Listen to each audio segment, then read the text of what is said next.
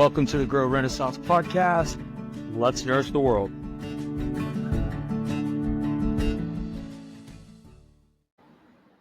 All right, everybody, welcome to this episode. This is a new format that we're going to go out and continue to have. So we're going to call these the Grow Fireside Chats. Today you have myself, Will Taylor, and Neil Smith coming in to talk about updates, things that are happening inside of the Grow Renaissance community ecosystem and the Grow blockchain. I want to give a quick announcement of kind of the structure of these shows, how you've seen them, and how you're going to start seeing them going forward. So I just told you we have this new format, this fireside chat, where Neil and I are coming together. We're going to do that today, give you updates, and in the future, bring other members of our community, different players in the field on what exactly is going on, giving updates. And we'll do that about once a month. And then you also have the amazing show that Neil has been doing called Past Your Prime Time. And so due to the success of that show, it's actually going to become its own show on all platforms. So it will still live inside of the Grow Renaissance community, but because of the number of listens, number of episodes that we've gotten to, we're going to branch out, give that its own show, and then we will still have a hub here with the Grow Renaissance with specific updates, us coming together in this fireside chat and bringing the entire world together. So thank you for listening to this one. Welcome to our first fireside chat. Neil, let's get us rolling. Fantastic. Really good to have everyone here listening to us in our community and abroad. Will, I thought maybe I'd start just by asking you, the story that you share all the time about how you got the Grow blockchain started. If there was one aspect that you really were passionate about in what the Grow blockchain can bring to the world, what is that one aspect and why is that so important? It's a good question. The word that comes to my mind is integrity.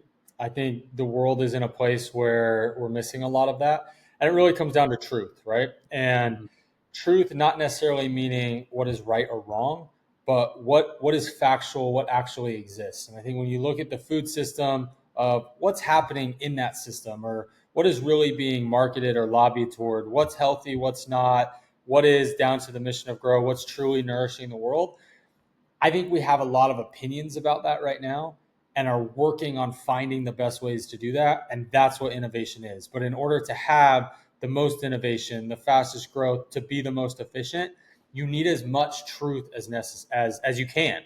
And so the more truth that we have, the better that we can be. And I believe with the blockchain, that becomes the source of truth. This is what's happening, allowing more transparency so that we can have true data that we can trust, data that we can act on, and that we can move forward and innovate on. And so I think when you look at the blockchain, it's bringing a group of people together that believes in that mission of nourishing the world, that is willing to provide the best data and the best knowledge that they have at the time with what they are currently doing. Yeah, I love that. I appreciate that. One of the things that you spend a lot of time doing is talking to the Web3 community. And so, there's a lot of our listeners that are coming in into our ecosystem from that side of the world. How does Grow stand apart from that? I know you and I have had some conversations this week with a few people in the Web3 community. And I've been pleasantly surprised by how Grow really is innovative in a space that's already innovative. Web3 is already challenging a lot of the status quo, and yet we continue to be something that is innovating within an emerging technology. Yeah, it's a good question. I think the biggest thing that sets us apart is the path that we chose to follow the philosophy of decentralization in Web3. And what I mean by that is, Neil, you and myself, we don't own the blockchain. No one does. In fact, it's a group and a community of people that govern what happens on that chain. And I think that is what makes us different, is the structure that we've provided to get to that path. Because when you go back to truth and really the world that we exist in today, I like to call it an extractive system, where you have what I refer to as Web 2 companies, which are really driven by what is the profits that we can drive? How do we get our share price as high as possible? But in order to do that, they extract from the margins of the farmers and they sell to the consumer the cheapest good that they can get. But instead, when you look at Web3, it's about ownership of people that are creating within the platform. So the consumers and the producers, they're the ones that own the platform.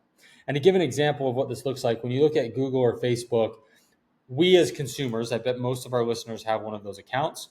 We are creating on that platform, but we don't own the platform unless we're a shareholder in what's in that company or what's happening, right? Well, in Web3, if you're a producer or consumer, you own it, you create it. And so that's one from a philosophy standpoint, but then also from a structure standpoint. So many of you have heard our node network. So many coins and in the Web3 space are built on top of another chain. And so that would be like Ethereum or Solana, other of those top exchanges. Well, Grow is actually built from the base up. And so it's not on anything, and it's built from the beginning to be given back to the farmers and given back to the producers and people that are within the network. So it's not just one big group trying to extract from everyone else. Yeah, that's excellent. I often talk about the fact that a lot of blockchains, a vast majority of them, use nodes in different ways.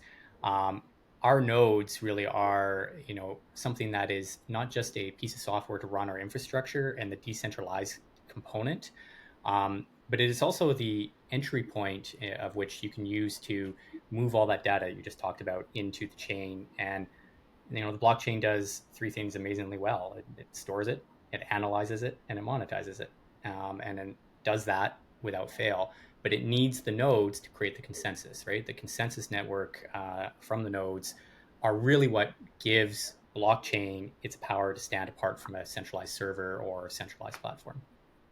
I think that's a really good distinction, because a lot of people look at what is the tactical function of the software. What is that doing? And yes, it's confirming transactions, it's doing things, and that can be done really on any piece of hardware that can run that software, right?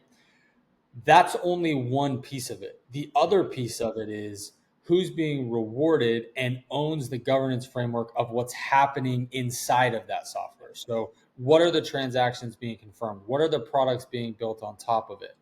That, governed by the group of people that are running and producing it, is a really key difference for a lot of companies. Because when you look at even centralized companies today running really big AI hardware, that's great. They're running it to perform the tactical action of running a software, confirming actions in this online digital world, but it's still run by a Web2 company. Yeah, yeah. Executable forms. Yeah, Yeah. we're far beyond that.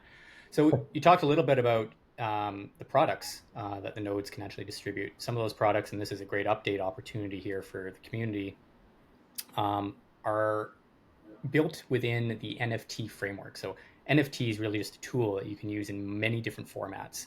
And so we have some really exciting updates coming around some of the products that we've layered into NFTs. And maybe you can talk a little bit about some of the cattle components and then the container components. Perfect.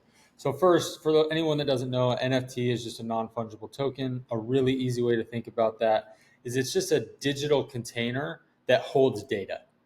And then that data is secure inside of that container. Okay. So in the real world, you have real world actions, right? And so that could be a cow is born, a tree is planted, and then that real world action can be tracked in the digital world. And so the digital world is the blockchain. The blockchain is a digital representation of what's happening in the real world. And so what we do is we actually bridge those two worlds. So if a farmer is raising cattle or if they're growing crops, and they can have verifiable data that says this real world action is being taken to create this real world asset. Well, then what we do is in the digital world on the blockchain, we've created a representation in that NFT of that real world asset. So the first step is a cow is born, and so it's born in the real world. Well, it's also born in the digital world. And so an NFT is created on the blockchain, and that's step one. The next step is you have to bring those together. For my mind, I think of this as the body and the soul. So the first step is you have to have a body, but then when you come together, you have the body and the soul match, right? And so that's what we're doing when they come together. So if you take a cow, for example, a cow is born on a farm. That data is then put into the NFT of the digital world. And now you have a digital match to what's happening in that real world asset. Yeah. And some of the other things that the community can think about, when we think about digitizing these real world assets, or tokenizing these real world assets is really the term that you'll start to hear lots about. It's creating an opportunity to disseminate from our current centralized banking systems, not to point fingers, but to create a new decentralized economy. And so for farmers, this is a great entry point. I get the question quite often is, how do we start with Grow? What's one of the mechanisms? Well, we already talked about it. The smart node that we have, which is helping us run our decentralized blockchain, that's one entry point. And we would love for everyone to run one of those. Another mechanism for farmers is to think about everything that you're doing on the farm.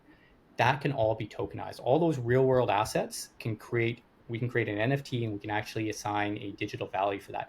What that means is that we can actually ensure that you are creating elasticity in your balance sheets, or you're creating resiliency in your operational plan. You can think about it in both ways. And you're in short, everyone here that loves to eat and that is buying these digital assets, or these cows, or reserving their spot to get produce, to get peaches from cheese, from apples, they're building in a market space for all you producers that are out there, and that's really powerful. So we can connect the dots between consumers and farmers in a greater way, and really understand, what's needed at the farm level in your local region, and so you better understand how your food is raised or grown. And I think that is ultimately powerful. It's very powerful. And it also opens up an entirely new world for matching the consumer and the producer together. And so I often think about, before our time, when we were born, maybe 100, 200 years ago, most people knew where their food was coming from because they either hunted it themselves, grew it themselves, or they got it from a neighbor that was fairly close to them. And over the last 100 years, we've had this massive boom in global supply chains and distribution, which is amazing. It connects the world. But one of the things that we've lost is that knowing, that touch point of having awareness of what happens from point A to point Z. And I often say we're just matching tradition with technology. So if you take the best tradition of the past, which is how do we raise these animals, how do we nourish the world? Well, now we have this amazing technology in blockchain and with AI, we can actually make that connection now. And not only can we do it, but we can do it on a basis of everyone owns it. And so it doesn't become this extractive point where, for example, if Grow was running in a centralized way, all of a sudden Grow could become very successful and very capitalistic. But then our profits are driven by driving the producers down. Where really, when you come into a crypto blockchain world, it's a rising tide raises all ships. And so if everyone owns it, it can go in and grow. But I just really like the connection between matching us with what is actually happening. And we have the ability to do that with the technology we have today. Right. So purchase a node. You can get your NFT containers. You can attach those to actual real world assets with some of our product opportunities. There is one NFT that we have launched right now, and maybe you can talk about that really quickly. And it has to do with matching tradition with technology. Perfect. So one of those that I am really passionate about is we have our manifesto NFT. So it's called the Grow Renaissance Manifesto. And what that is it's really the why behind everything that we do. And so when you look at what are we building as a community, what's the mission of that? We talk often about it being nourishing the world. But if you want to dive a little bit deeper into that and you want this to be successful, decentralized is awesome, but it only works if you have enough people inside of that community that believe in what you're doing, right? And so if you look at any mission or any successful movement in the world, what did they do? They got people behind it. And that's the stage where we're at right now with Grow, is getting people to raise their hand to say, hey, I believe in this. And how do you do that? Well, the way that you do that is you participate in the digital or the real world side of what's happening. And so right now on the digital side, having a Grow wallet is the key to doing that, and holding part of the Grow crypto token that can be used in a lot of ways on the blockchain. And so the Grow Manifesto is a manifesto that was written by our team to come out and say, this is the mission of what we're doing. And right now, if you put in $10 into that manifesto NFT, you actually receive double the amount of rewards. So you get $20 in rewards that sit in the Grow wallet. And the important part about that is every single person that does that, it does two things. That $10 goes right back in to supporting the market of Grow and the Grow blockchain. And two, every single hand that we get to raise is a push forward into how do we leverage some of the bigger players, some of the farmer and agriculture space that want to come in and believe in what we're doing, but may not quite be over the hump to get in. And so I would recommend every single person listening to this, if you believe in what we're doing or anything has sparked you, that is the step one. Set up your Grow wallet and get your Grow manifesto. Fantastic. Let's change track a little bit, Will. I'd love to talk about one of our grow farms, one of the first production scale farms that was part of our ecosystem, and talk about it from a use case scenario. This is a great identifier, in my opinion, being from agriculture and being a farmer my whole life. When we think about technology in agriculture, technology often starts at small scale, small hold farms or maybe mid-sized farms, but it's very hard to scale technology up to meet production or industrial scale agriculture. And what Grow did was they stepped out of the gate and they said, wow, we've got this amazing opportunity to work with this production farm, and we can demonstrate here at the production level that this is actually viable and everything that we've been talking about actually works. And so maybe you can introduce Royal Family Farms really quickly, and who Austin is, and then we can talk about some of the cool things that they're doing at that farm. Perfect. So I've been lucky because I've gotten to know Austin since I was in college. We actually played on the same rugby team in college. And my first job when I married my wife is we actually moved out, lived in a single wide trailer in the middle of one of the cornfields in Royal City, Washington. So it was really my introduction into the family, into the farm, and what they were doing. And at that time, Austin had gone back home and wanted to continue the farm, wanted to continue to grow it. I believe the question in his mind is, how do I create legacy? How do I ensure that the land that we're stewards over, how can I pass it down to my children and further generations? How can I make sure that it's viable, not just from a financial aspect, but also from a soil aspect? Like, how do I make sure that this land can still produce in 20, 30, 50, 100 years? And so he came home and I got to watch kind of from the back seat and from a friend level, him go in and start thinking that way and starting to put in new practices and really push the envelope on their farm. And then one day I got a call and he said, Will, I've invested millions of dollars into these practices that I believe are creating the legacy that I want. And it feels like nobody cares. Nobody cares. Can you help me? And at that time, I was working in the health space. I was really trying to help people lose weight all over the world, helping them get healthier. And I was realizing for myself and others that eating the best quality food you could get your hands on was the number one key in living a healthy life. Mm-hmm. And so then I started going down the passion of how do I help the farms get that food into more people's hands and be more financially viable in doing it instead of being extracted from on just a base commodity price. And that led us to basically aggregating all of the data on Austin's farm and Royal Family Farming and showing people this is what's happening. And so I really applaud him because I think he took a really big step forward a decade ago and was pretty fortuitous in seeing, hey, the world's going to care about this. And at that time, there were a lot of people who didn't, right? When we started showing them, this is what he's doing, this is how we can show it, I don't care. Here's the price, give us the price. But over time, what's happened is people did start to care and people want to know what's happening and they want to reward the producers who are taking these practices to truly nourish the soil and the earth. And so that was really, really cool along the way to get to this place. And what it did was it opened up, like you were mentioning, Neil, all of these avenues of how this can work. Because as we know, agriculture is different all over the world.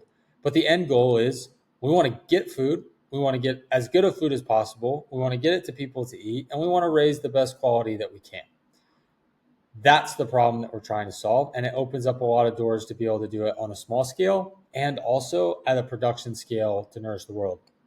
And what was really cool is, I did not grow up a farmer. I didn't grow up in that space. But the more I've been around farmers, they are the ones that have the mission to really accomplish what we're talking about, nourishing the world, creating it so that it's there in 100 years, 500 years, and is better than what we're leaving it. They're the ones putting in the blood, sweat, and tears. our job and what the blockchain really becomes is the bridge to everyone else who's not necessarily doing that but believes in that, and allowing them to support what's happening and pulling out the best of everything that's happening. Yeah. And I think another piece to that, Will, is aligning with Austin's mission of creating legacy. We help farmers find a path to legacy with the blockchain. We can do that with sovereignty over their own data, so their data doesn't get used against them, doesn't get manipulated. It becomes an advantage. We also help them ensure that they don't have to go to the current financial systems, that they can start to create new financial mechanisms or levers, to create some of that opportunity that is building into legacy. Some of that happens with environmental credits. We've heard a lot about that. I spent quite a few years in the environmental credit space, those who know my story. But one of the things we've done on the Grow blockchain is streamline that process. And we took a deep dive in looking at it. And I think Austin has demonstrated that we can actually extract that data. We can compartmentalize it into a credit. We can tokenize that on the blockchain, or mint that credit within the NFT. And then we can transaction that. And so we can go from all those real world practice changes that he's got going on, and everything from introduction of vermiculture that is decomposing all the waste that comes from his livestock facilities, from the byproducts of all his crop systems. And so we've got methane, we've got carbon sequestration, we've got nitrogen reduction. All of that creates a greenhouse footprint indicator that is so valuable for the consumer when they're seeing that product or eating that product, and they're going, well, this was made, in a far more ecologically sound way that is actually keeping the land more viable and keeping our ecosystems, our ecological ecosystems. So as much as great food is wonderful and we need to get that out there, and good nutritious food, we also have to remember it's got to weigh out against also improving the ecological that is going to build that long-term legacy for the land. That will build long-term legacy for those farmers.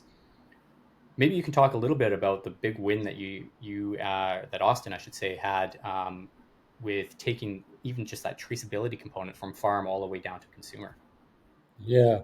So one of the big wins is for anybody in the US that's familiar with the old Seattle Supersonics team. They used to play in an arena called Key Arena in Seattle. Well, they moved to Oklahoma, and then Amazon, large company, came in and bought the arena, named it Climate Pledge Arena. And they came up with a lot of stipulations for the food that could come into that, because they wanted it to know where it came from. They wanted to be somewhat locally grown, and no beef could actually fit the criteria until they met Austin and everything he was doing with Farm Tracer and with his beef ranch. And so he was able to get that contract, come in, and still has it today, still continues to sell beef to Climate Pledge Arena, and has led to some partnerships with the Seattle Seahawks and other professional teams. And it was really cool because when it happened, it was one of those moments of, oh, we feel like we've been pushing the ball uphill and nobody cares about what we're doing. And then when that happened, and it was as big of a company as Amazon and their partners, this was real and people wanted to know. And we see that trend continuing to move and continuing to move. And I think another big win is Austin being able to actually capitalize on some of those crediting efforts and say, hey, we're taking these practices. We can prove that we're taking those practices, and then be able to sell those. And so that's amazing. And I think allowing him to make more money, right, which is awesome, just for doing the practices that he feels are best on his farm. And that's what we want. That's how you create value in the world, is whoever's taking the best practices should get the most value. And that's what I feel like we're bridging for bridging in the ag space. Yeah.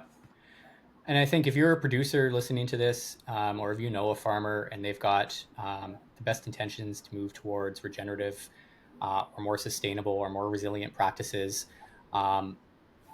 we've got mechanisms, not just selling credits. That's just one of the avenues. We've got multiple different mechanisms that can provide both the financial reward mechanism as well as the supports to continue enhancing those practices. And so both come together, and it all circles around data.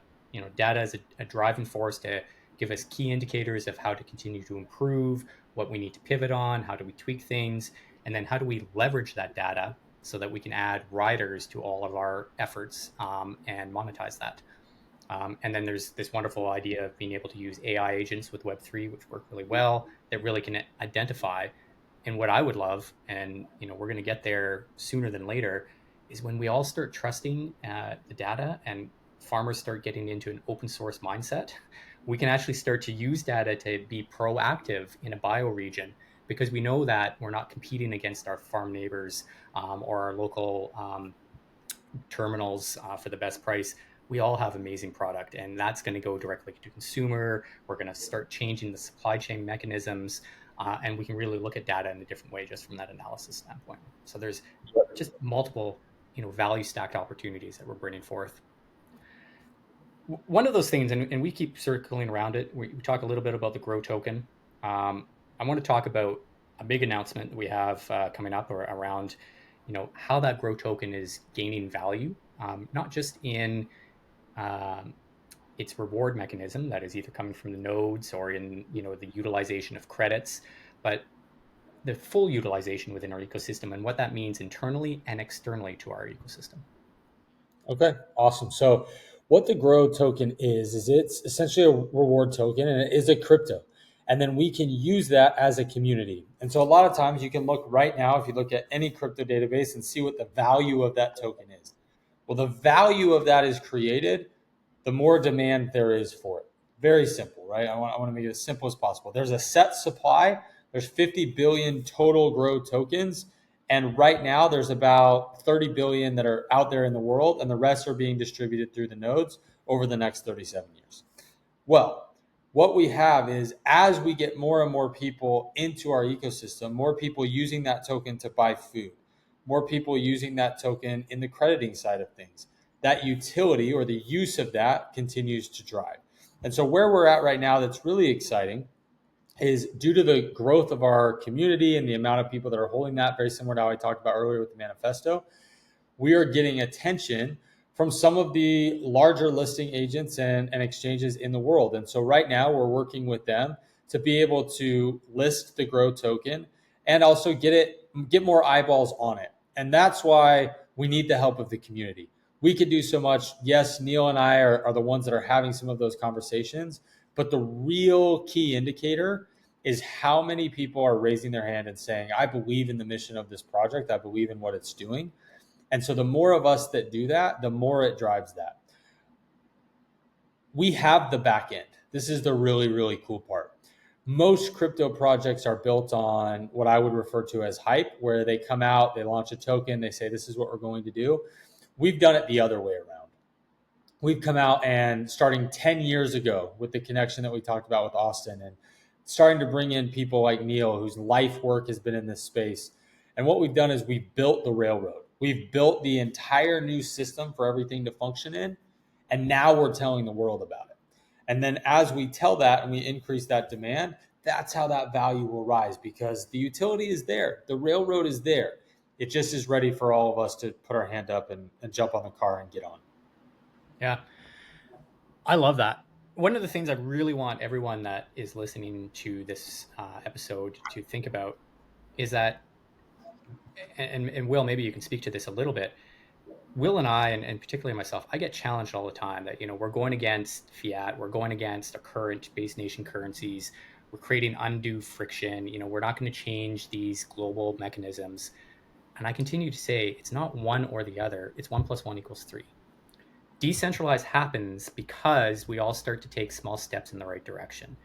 It doesn't mean that centralization was inherently wrong. We needed centralization after the world wars, and we've just hit a tipping point.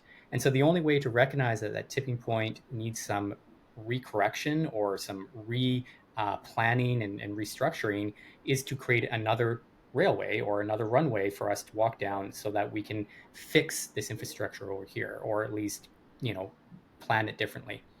But while the centralized world is doing that, this new railway is where we need to focus. And it actually gives everyone that ownership capability, right? And so we start to change people's lives. We start to change people's lives, not just in affluent countries, but less affluent countries as well.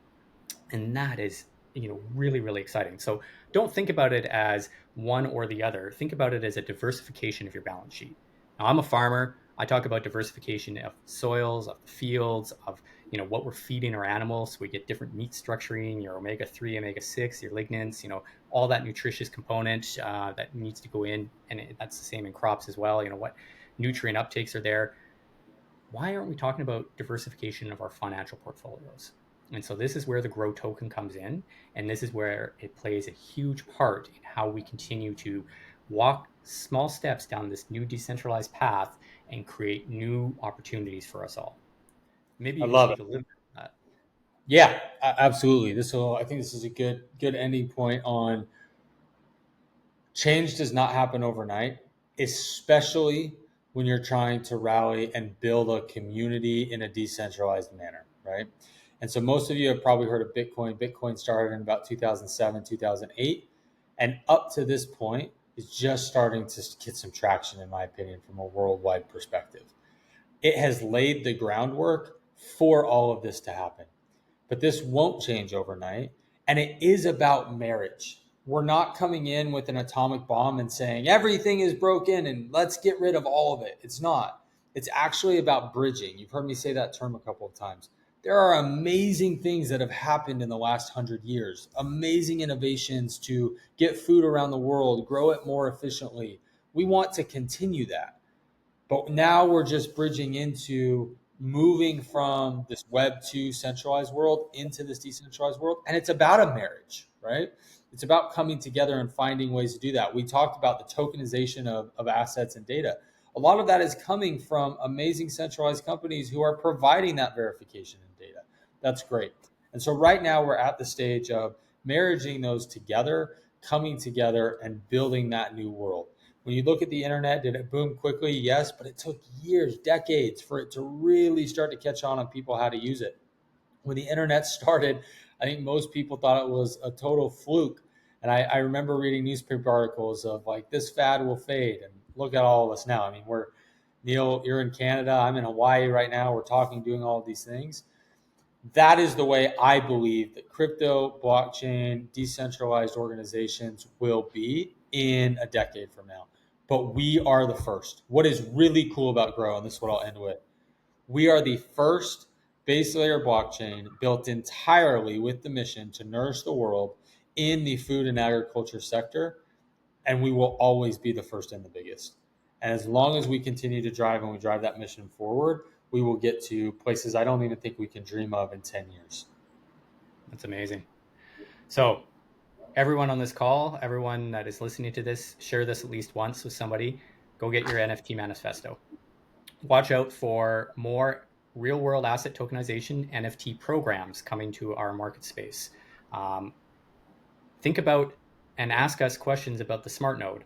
We want to make sure that everyone has an ability to run their, a piece of our infrastructure, a piece of the blockchain, and be part of that ownership community, as well as be watching for us on some of the central exchanges. If you're paying attention to crypto and DeFi, we're going to be, as mentioned, we're in discussions with being listed on some of those central exchanges. So those are some really, really big announcements coming down the pipeline.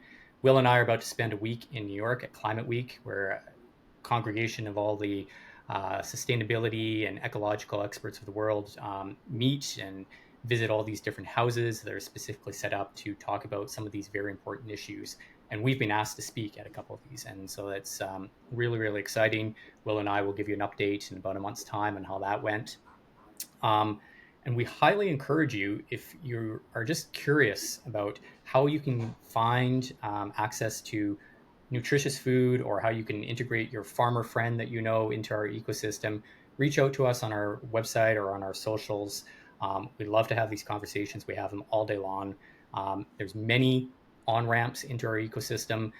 We've mentioned a few, but we're always thinking about different ways to ensure that everyone gets an opportunity to be part of the Grow network. That's it. Thanks everyone for listening. This is Fireside Chat number 1. We will have more coming to you, giving you updates and bringing more community members on to give you everything that's going on. Thanks everybody. Take care. Thank you for listening to another episode of the Grow Renaissance podcast. Make sure you like, share, and subscribe this episode. Remember, it will take a community of us to do the best in the world and truly nourish not only ourselves, but the planet, the atmosphere, the soil, the plants, and the animals on it. So make sure you spread this message anywhere that you can.